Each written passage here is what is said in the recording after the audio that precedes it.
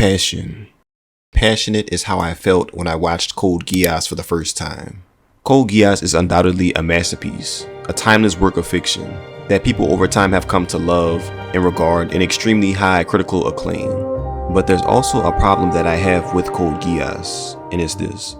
So recently there's been a trend on TikTok. I don't know if it's only on TikTok or like Twitter or Instagram, but there's just been a lot of Code Geass fans, stans, and people in the fandom that have been just absolutely shitting on Attack on Titan and Eren Yeager and the rest of the show and cast for various reasons. Well, actually, no, out of nowhere, I say, because it just like recently happened at like the start of the year. I've been seeing these things more and more, and it's really confusing, you know, and it's really kind of frustrating because as someone that's had Attack on Titan in their top 5 for the past few years now, and also as someone who enjoyed watching Code Geass for the first time, I'm left in confusion as to why that is.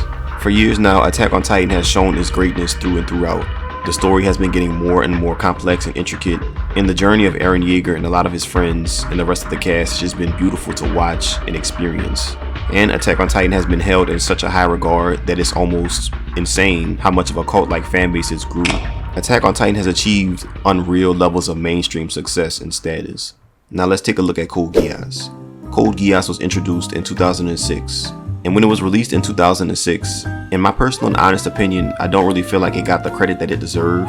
So it was kind of just like that underrated that underrated masterpiece of an anime that people probably have talked about before, but they never really gave it a shot. You know, it really never got that mainstream status that other popular anime that may have not been as good as Code Geass have gotten. But throughout recent years, Code Geass has been getting more and more press, more people have been talking about it, and more people have been considering it as one of the best works of fiction in all of anime and fiction, which is interesting to see. It's the underdog. Everybody loves a good underdog story, and Code Geass is no different in this case. My theory for why people are riding Code Geass as much as they are now in the big 2025 compared to Attack on Titan is for a multitude of reasons. The first one is the ending. While I'm not going to spoil the ending of Code Geass or Attack on Titan, let's just say that they're very similar, you know. So much so that when Attack on Titan ended, people were saying that, oh, Eren's bitch ass pulled a Code Geass, he pulled a Lelouch, ooh. Even though I, as a fan of both, can see that there's slight differences, but I digress. And also with the type of main character that Eren Yeager and Lelouch Lamperouge are, they both have an indomitable drive to accomplish their goals, an insane amount of ambition and passion for these goals, and an undying will to accomplish these goals at any cost. And it's just been such a long time since I've watched Code Geass that I'm going to get to the point of this video. I'm going to rewatch the entirety of Code Geass, everything that is canon, and I'm going to summarize Attack on Titan since I've already seen and made multiple videos about it. And I'm going to come to the conclusion for myself if Code Geass is an objectively better anime than Attack on Titan. Since everybody wants to be fucking Mr. the Anime Man, bro, since you think you're Joey Bizinger, I'm about to show you who's the real anime senpai. But first, I'm a little hungry. I think we should go get some food.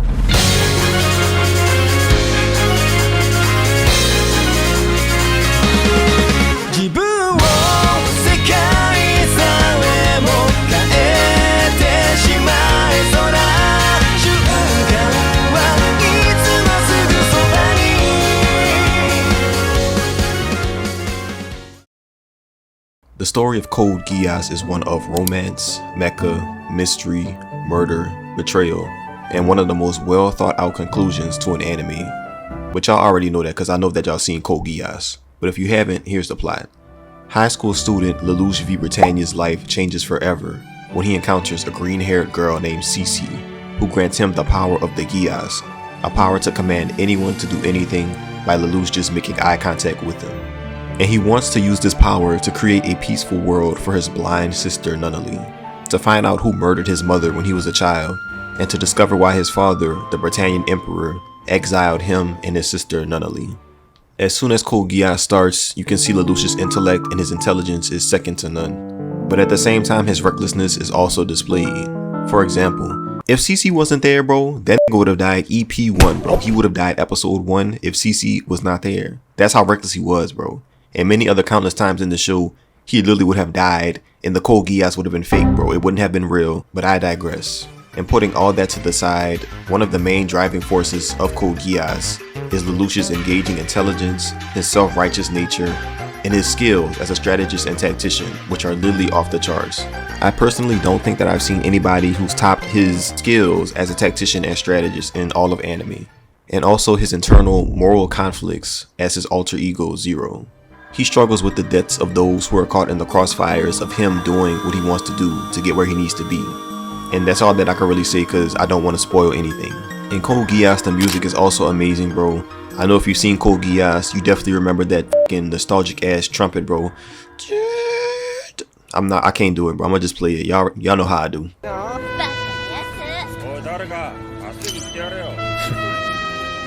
Speaking of the music too, bro, Colors by Flow is one of the best anime openings to ever exist. I'm not trying to be a Code Geass Flow Glazer dick rider. No, that's not in my agenda. That's not the plan. No. But genuinely, bro, just that feeling that it gives you, if you ever heard it before, then you know exactly what I'm talking about, bro.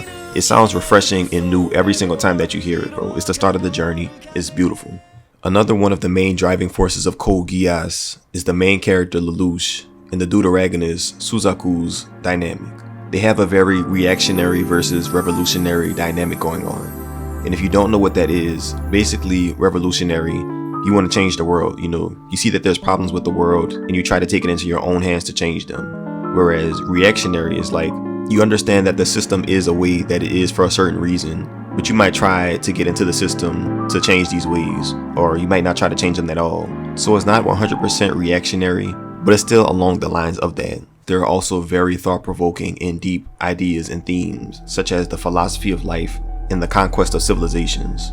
Like how I said before with Zero, I didn't really explain what that was, so I'm sorry. No, I'm not talking about the cold ass nigga from Mega Man that I can literally beat anybody at Marvel vs. Capcom 3 with. I'm talking about Lelouch's alter ego. Zero is the leader of the Black Knights, a rebellion group that aims at taking down the Britannian army and the Britannian Empire, because they're Japanese and the Britannians enslaved them.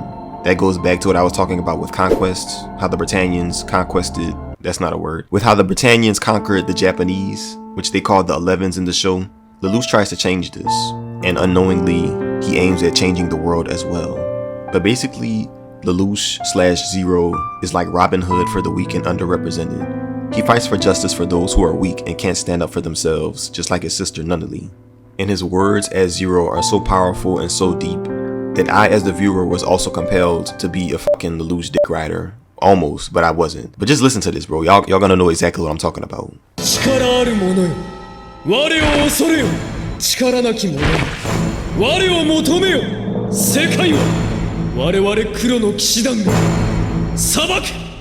Code Geass is also so engaging because there's multiple different plot points happening at the same time and different character connections that make you think, if she dies, this nigga's gonna be upset. But if she dies, then I wouldn't give a fuck. No, I'm joking, but like at the same time, these characters are so connected that it's just like, damn, I forgot who's who, and who knows if Lelouch is actually the murderer or not.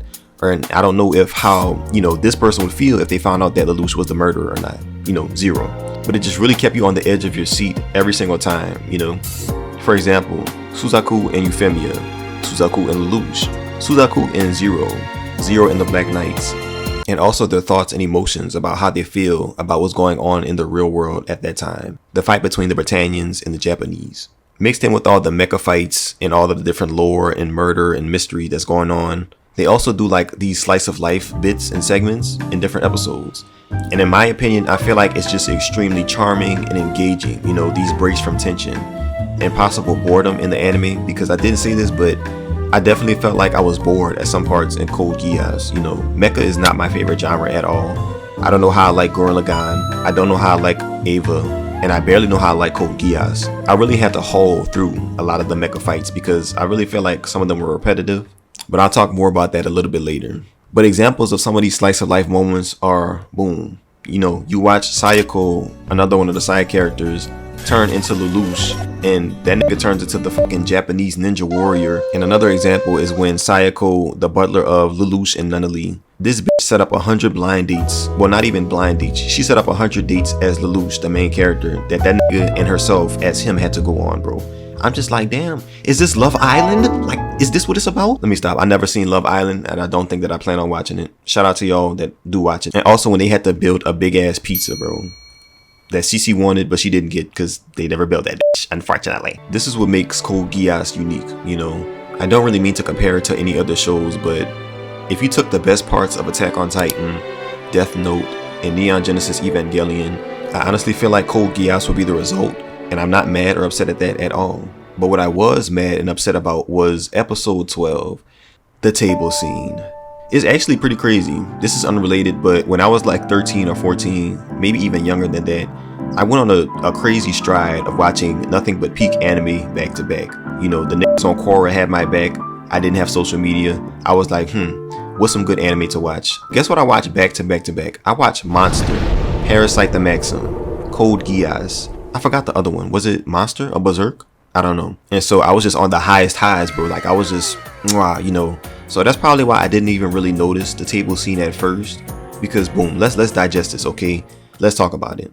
It starts off in the dark. Now I thought to myself, what comes in the dark must come to the light. So I'm like, why the f does it look like she's censored? Like, I don't know if this was censored or not, you know? But I'm like, bro, if y'all would have had more color to it, I feel like it would have been less uncomfortable, you know? Like if there was actually light in the show, you know, I feel like it would have been less disturbing. Because I had to actually turn my brightness up and squint, bro. I had to put on my fucking Easy Gang green? Blue light screeners. First I see her neck doing like that. I'm like, is this hoe hitting the chicken neck, bro? Like this ain't Block Boy JB, bro. Like what the fuck is going on? What in the Memphis? But then I'm like, wait a minute. Wait, is this the infamous scene with the table? Oh no, our table. And I'm like, oh, I know exactly what's going on. But bro, nigga, a table? Are you serious? The corner of the table, bro? Are you for real? Nah, I'm gonna be honest with you. I don't remember the time setting that Code Geass was in. But if that whole Nina actually knew what a rose was, bro. But as we delve deeper into Code Geass, the story just gets more and more complex, intricate. There was so much passion put into it and so much thought behind it that it's just such a masterful work of art.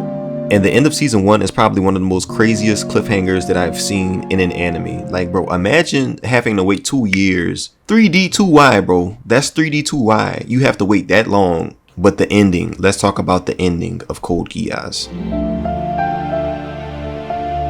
It's just such a masterfully written and executed, emotionally engaging roller coaster of twists and turns all the way throughout to the end. I believe it was episode 21 or 22. I really feel like, in my opinion, that's when things picked up and the plot really started to like unfold for like the final stages of the ending. And I really appreciate that. The Zero Requiem plan was just such an absolute masterpiece. And with the ending of the show, there were just so many different parallels. There were people that finally atoned for their sins, you know, while other people also atoned for their sins as well.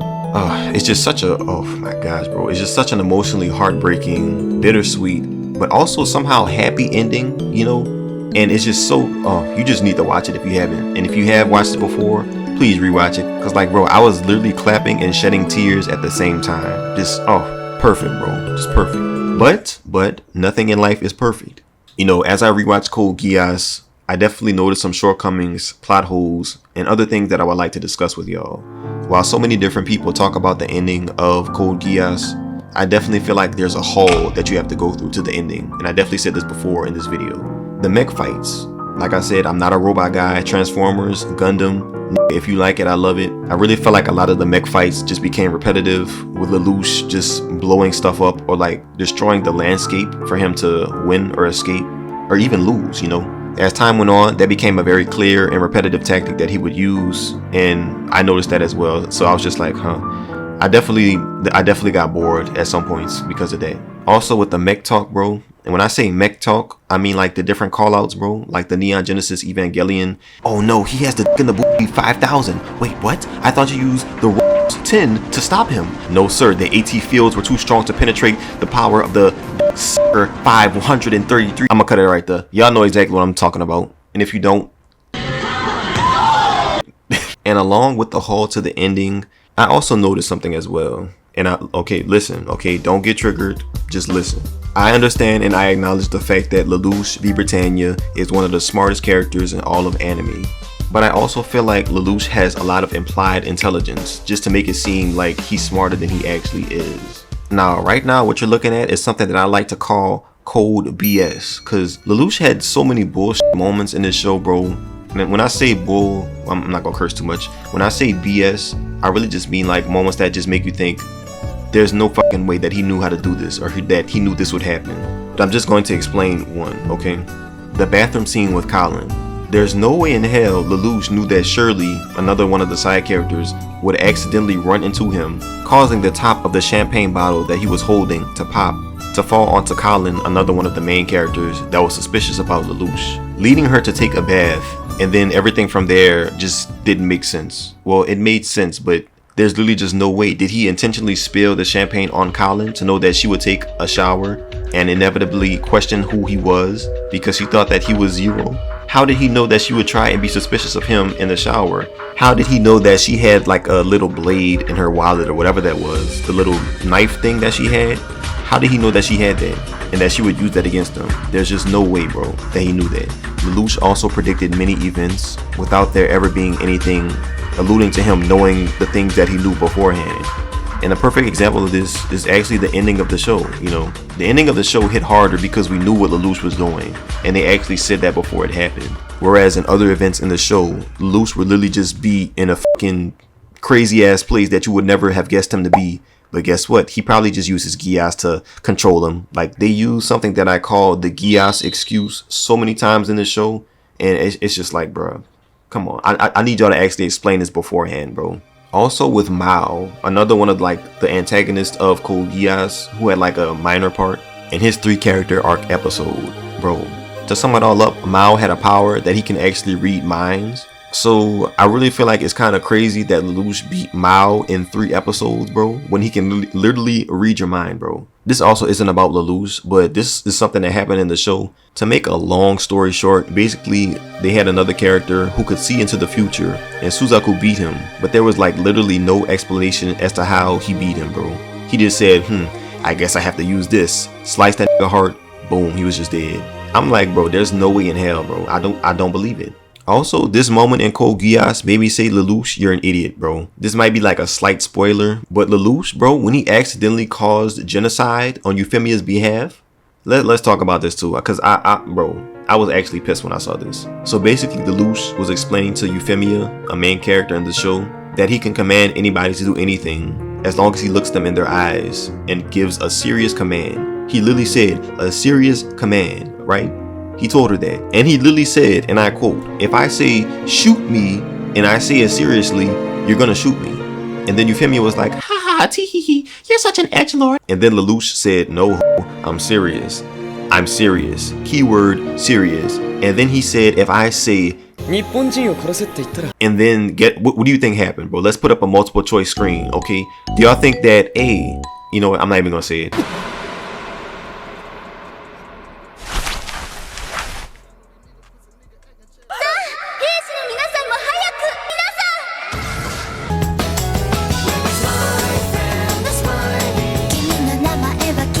The show says that his Geass got too powerful for him to control.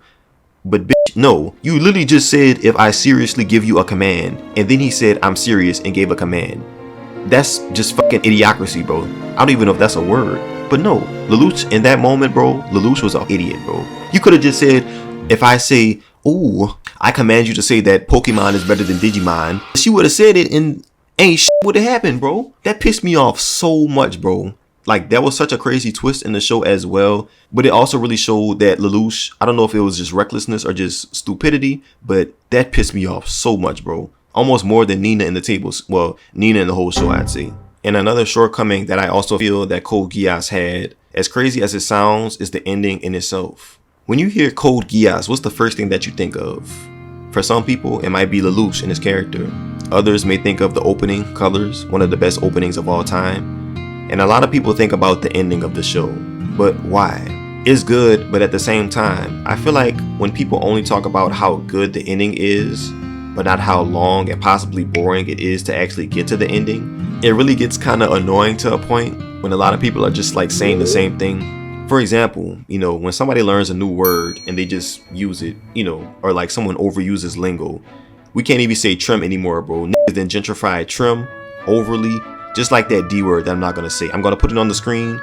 Don't say it. Don't comment it. I will find you and I will fart in your mouth. Also, at the same time, only focusing on the end of a story It literally defeats the idea that the journey is more important than the destination. So I really feel like people shouldn't so much as focus on the ending as much as they should focus on the journey getting there, which is also important because I really feel like a lot of people can talk about the Code Geass ending and how good it was, but at the same time, do you remember what happened in episode 7 of season 1, you know, or just another specific moment in the show? Most people do, but at the same time, I feel like my point still is kind of, you know, it still stands. Also, yes, yes, clap it up. You figured me out. You got me red-handed. Nina as a character is a shortcoming in the show, and I will explain why.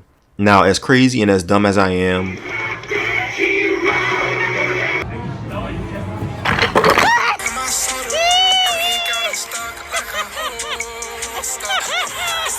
I really feel like I made a valid point here. I just want y'all to listen to this, okay? If you've seen Neon Genesis Evangelion, I really feel like the Shinji hospital scene, listen, I feel like the Shinji hospital scene is similar to the Nina table scene. I will explain why.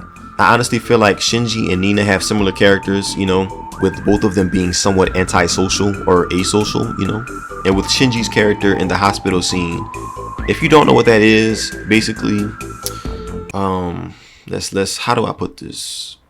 He stroked his mother goose until he laid the golden egg in his hand. They did what? Next to another one of the main characters of Neon Genesis while she was unconscious in a hospital bed. Okay, now they don't seem that similar when I say it like that. But look, I still feel like it's connected because both of these characters had the inability to express their feelings, emotions, or desires of how they felt about one person to another. And this is what I felt like led to them doing what they did, you know. And also, both of these characters go through a lot internally and mentally as well. And I'm not saying that's okay, you know. Just because you acknowledge something doesn't mean that it's okay to do. But I also feel like Nina's character isn't nearly as good as Shinji's character at all, bro. Like, it's no. What I even said just now was probably a stretch and is not connected at all. But I feel like if it was, that would have made up for her character a lot more. Which I feel like it doesn't. And along with Nina, this leads into the cast, which I feel like was somewhat mostly unlikable, and I also feel like it was a shortcoming of Code Geass. I honestly feel like a lot of the side characters in Code Geass were just there to aid Lelouch, you know, just to make him look cooler or smarter. Or I really just didn't care for them as much as I did Lelouch, you know. For example, Suzaku. That nigga is one of the biggest fucking hypocrites and hated characters in anime, I feel like, bro. He was criticizing Lelouch for doing the same things that he was doing himself. And I'm like, bro, you just a self-righteous military dog idiot, bro. Like, bro, you just all bronze and no brains. It was cool when you outran that machine gun security camera thing, but like, you're still an idiot, bro. If I'm being too hard on him, my apologies, but like, bro, no, Suzaku, I couldn't get down with him, bro. I couldn't get down with Suzaku. Euphemia was interesting because I feel like while she did get kind of done dirty by the whole Geass type of thing, I still feel like she was just like a pretty princess living in fantasy land, and she didn't really have a good understanding of politics and stuff for her to do the things that she was doing. Now, I'm not saying that she was unfit to be a princess, but she was just too unrealistic, I feel like, you know. And I'm not going to spoil, like I said before. Y'all just have to watch the show if y'all haven't. Shirley was cool. I feel like she got hold, you know. Well, she definitely got hold, but like, I don't know. Shirley was just like Orihime Jr., bro. She seemed like a love interest. She was kind of there to help Lelouch in the like romance side of Code Geass, as were Suzaku, whoa, as were Euphemia, Cece, and Colin as well. And speaking of Cece, I feel like Cece was kind of like bratty, like she kind of wanted to do what she wanted to do, but in the end she was still cool. Yeah, I definitely like Cece. And Colin is kind of like a tsundere. They use Colin for, I'm gonna talk about it later, but like Colin was okay. I think I like Colin too. Like, she gave me Asuka vibes from Neon Genesis Evangelion. The student council president, bro, I think her name was Millie. They literally just called her president and that was it. So that says a lot about her character. Rivals, and Ogi, they were chill. I like them. They were like normal, you know, for the most part. And Lloyd, I love Lloyd, bro. He was just a mad scientist type of dude, bro. He was on his Mayuri from Bleach. You know, he just wanted to make experiments, make mechs, strong shit, you know, cool stuff. And he excelled in that. So I really like Lloyd's character. And also the fan service, bro. They used so much fan service in this show, especially with Colin, bro. Like, they used her like they used the Fire Force girl that was literally on screen just so she could put her titties in Shinra's face. You know, she was the reason I dropped Fire Force season 2. But like, bro, they had so much unnecessary fan service in the show, bro. The show is good enough. I'm compelled by the plot in Lelouch. Y'all don't need to do this to hook me anymore, bro. Why was there so much fan service? I don't know. But despite all of the shortcomings and things that I just said, I honestly feel like Code Geass is a masterpiece through and throughout. But for every masterpiece, there's another masterpiece that people like to compare it to, which is Attack on Titan. And I just want to say I was on my Childish Gambino. That nigga said he made Awaken My Love because he was petty, bro. I am naturally like petty. Like extremely petty. Like Awaken My Love was literally because somebody was like, oh, he can't make a hit. And I'm making this entire video because of this singular TikTok comment, bro. I kid you not. And I have 15 categories that I came up with, which is how I'm going to base which anime is better, Attack on Titan or Code Geass. And if you get triggered, I'm sorry. Let me know how you feel in the comments, bro. This is just my opinion at the end of the day. But people wanted to compare, so let's compare.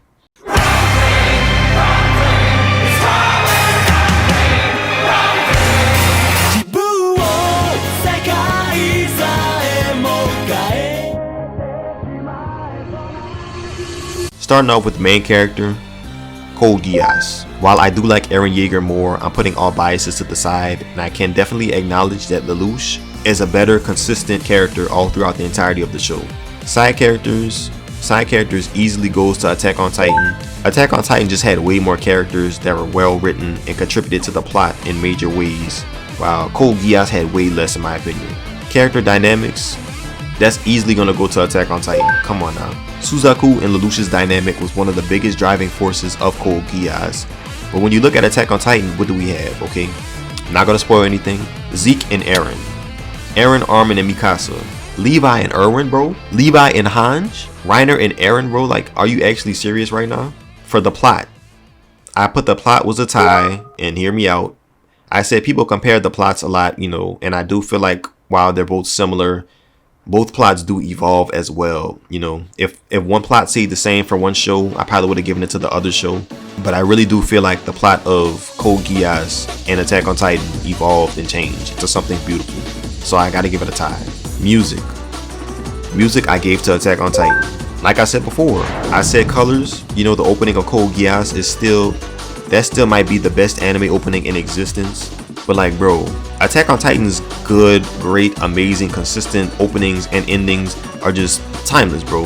The soundtracks throughout the show, timeless. It's just on a whole other level than Code Geass. You know, anything that I've heard from Code Geass as far as the music. Foreshadowing. I'm looking at you, nigga. I'm looking at you. And guess what? Attack on Titan has so much more foreshadowing than Code Geass. Let's give some examples, okay? The literal title card from episode 1 to the last episode of the show of Attack on Titan, that's literally foreshadowing in everything, bro. Everything. In the first episode of Attack on Titan, bro, when Eren's dream loop, or whatever it's called, the loop dream, bro, Kenny Ackerman, when he gave Levi the Titan serum, bro, that's foreshadowing. And I think it was season 3 of Attack on Titan. When Reiner told Eren, that's literally foreshadowing in Attack on Titan, bro. Hannes, when he was foreshadowing with the alcohol in episode 1, the start of the show. Well, there's just so many other different moments that the foreshadowing is just on a whole different level than Code Geass, in my opinion, bro. But let's keep it pushing. Plot twists. Plot twists, I'm giving Attack on Titan, but hear me out, okay? While Code Geass does have a lot of plot twists, I have 4 written for Code Geass in my notes. But look, there's way more, I know, I acknowledge that. But compared to Attack on Titan, I literally just went off the plot twist that I had on the top of my head, bro. I had 5 off the top of my head. I didn't have to do any research about them, bro. And there's just so many more, bro. Like, I couldn't name all of them, but while Code Geass has a lot of good, amazing, crazy plot twists, Attack on Titan, as it has more episodes and more complexity to the plot, there's naturally going to be more plot twists, bro. Antagonists. Now, this was pretty close. I gave it to Attack on Titan, and I'm going to tell you why. I looked up the antagonist of Code Geass, you know, because people were saying Lelouch is an antagonist. No, bro, he's the protagonist, bro. Anybody that opposes the protagonist is the antagonist. So they had people saying that Suzaku was also the antagonist, but I'm like, bro, he's the deuteragonist, you know, he aids the protagonist, you know, and he did that up until the end of the show. So I didn't really include Suzaku as an antagonist. But I counted 4 antagonists that were seriously well written, in my opinion, in Code Geass. And I have Charles, Schneizel, and I have Mao. And in Attack on Titan, I had 6. Zeke, Reiner, Bertolt, Annie, Kenny Ackerman, and Rod Rice. I feel like it was close, but I still gave it to Attack on Titan. Animation. I gave animation to Attack on Titan. Look, I've said this in videos before, bro. I don't care about CGI as long as it looks decent and it doesn't look like fucking Play-Doh the show, you know, Play-Doh the anime. I do not care. And I really love the mature look that Studio Mappa brought when they animated season 4. But at the same time, I do feel like Code Geass had good animation for like a 2006 anime that was like very distinct. But Studio Mappa had me sold. Art style. Now, I'm going to give the art style to Code Geass, bro. I'm going to explain why. You know, it's become a meme that people, they'll see something and they'll be like, oh, Code Geass build, skinny nigga build. But bro, I don't know if y'all see me in real life. I'm a skinny nigga too. You know, I really appreciate the lankiness of, you know, the Code Geass characters and their reputation that they've built because of their art style and their characters. It's too clean. It's clean, bro. I like it. World building. For world building, I gave that to Attack on Titan. Code Geass has just such amazing world building. I can't even lie to you. It's amazing. But that perspective change in season 4 of Attack on Titan really just sold me, bro. You know, they had the different walls. Then they discovered what they discovered. Not gonna spoil. Then they saw what they saw outside of the walls. It just really blew my mind seeing that, you know. And I really feel like Attack on Titan has it in the world building aspect. Pacing, I'm gonna give to Code Geass.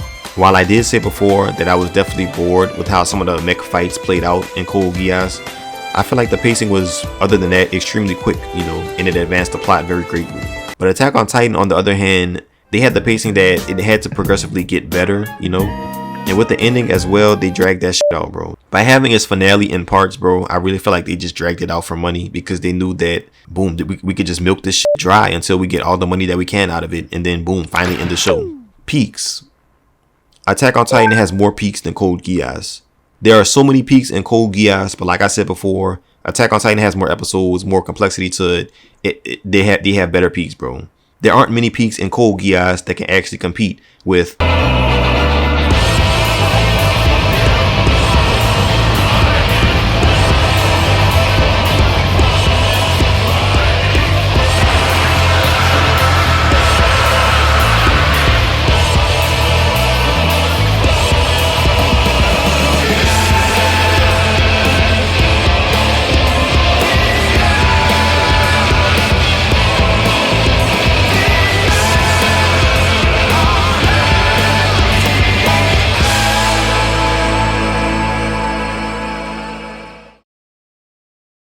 what in Code Geass, other than like the ending and maybe like 2 other moments, is better than that, bro? I will sit here and wait. Tell me. Let me know in the comments, bro. Emotional moments. Attack on Titan, in my opinion, has more emotional moments than Code Geass. And I might be a little biased here, but I'm sorry. I will literally never forget the grim, empty feeling that I got from watching a new episode of Attack on Titan. Every Sunday evening before I had to go to school Monday, bro. Like, I would literally sit there. It'd be like 6 p.m. in the evening time, Sunday, you know. I'd be chilling just thinking about the episode of Attack on Titan that I just watched. And it would lead into the next day. I never got another feeling like that from any other anime, bro. The ending. Code Geass. Code Geass has one of the only anime endings in anime history, in my opinion, where I felt extremely happy and sad at the same time, you know. And while a lot of people say that, oh, Attack on Titan ripped off of Code Geass's ending, if y'all gonna say that, I'm gonna be even pettier, bro. I'm gonna say Neon Genesis Evangelion is what Code Geass copied off of in some aspects. Because, bro, let's just take a look at it. Like I said before, Nina and Shinji, Colin and Asuka are kind of similar, but not really that similar. And no, I'm not a fucking caveman. Well, I'm a caveman, but I'm not a pea-brain idiot, bro. I'm not just saying that because they have red hair or anything like that. I also feel like, you know, what is this? You know, come on now. They never did anything like that in Code Geass for you to show something like that that's similar to Neon Genesis Evangelion, in my opinion. And also, the Emperor's plan. I'm not going to spoil the entirety of it, but basically, I feel like the Emperor's plan, you know, Emperor Charles, his plan for what he wanted to do towards the end of the show was literally similar to the human instrumentality project that happened in Neon Genesis Evangelion. If you don't want to be spoiled, I'm not going to talk about it, but if you do, go look it up on your own. I feel like it's just similar, you know. It's different in some aspects, but for the most part, it's kind of similar. So, look, hey, if y'all want to be mad at me, it is what it is. And the final score that I have is Attack on Titan has 11 categories over Code Geass's 5. It's 16 because for the tie, I gave both of them a point. So that's why, you know I'm bad at math, but nigga, I thought about this shit hard and long. Y'all probably can't see it or smell it, but there's smoke coming from my head right now that I just did the math. If y'all feel any type of way Let me know in the comments. Don't just be like, oh, you fucking idiot. Because, like, what am I supposed to do with that, bro? I already know that. You win. Like, give me a valid criticism of why you feel like something should be different, you know? I want to leave y'all with one more thing, okay? Comparison.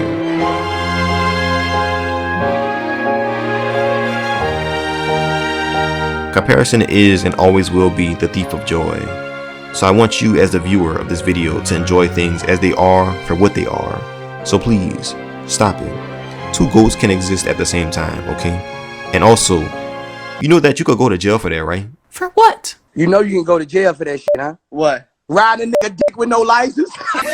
So don't become a part of the bad community of a show that you like or love, you know, because of a certain character or a certain moment, or just don't do that to put down other shows, because at the end of the day, this is all just art. And art is subjective, but at the same time, you should respect art for what it is, because that's somebody's contribution to a greater space of energy and passion and creativity that is a part of a bigger cycle of the universe. I tried to sound profound, but fuck it. That's gonna do it for this video. If you enjoyed, please leave a like. If you feel any type of way, let me know in the comments. Subscribe to become a senpai or a senpai-ette, you know, the most beautiful, inclusive community on YouTube. I'm gonna go. I love y'all. Make sure to take care of yourselves. Drink water. Don't be online for too long. Go outside, sniff the grass, enjoy life. Goodbye and peace.